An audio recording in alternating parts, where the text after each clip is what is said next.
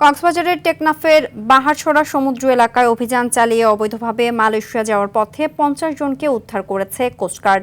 এ সময় মানব পাচার চক্রের সঙ্গে জড়িত 9 জনকে আটক করা হয়। উদ্ধার হওয়া ব্যক্তিদের মধ্যে 11 জন রোহিঙ্গা ও বাকিরা বাংলাদেশের নাগরিক।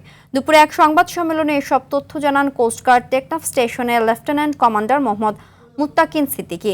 তিনি জানান, গোপন সংবাদের ভিত্তিতে টেকনাফের বাহারছড়া উপকূলীয় এলাকায় বিশেষ অভিযান পরিচালনা করে কোস্টগার্ড।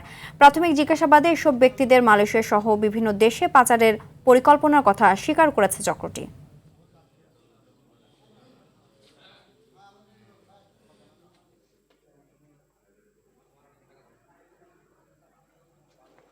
বাহারছড়া সংলগ্ন সমুদ্র এলাকা থেকে বোটটি আটক করা হয়। সংঘবদ্ধ পাচারকালে চক্র বিদেশে উচ্চ বেতনের চাকরি ও উন্নত জীবনের প্রলোভন দেখিয়ে বাংলাদেশি ও রোহিঙ্গা নাগরিকদের টেকনাফে নিয়ে আসে।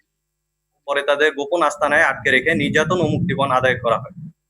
পাচারকারীরা উদ্ধারকৃতদের সাগর পথে মালয়েশিয়া সহ বিভিন্ন দেশে পাচারের পরিকল্পনা করছিল।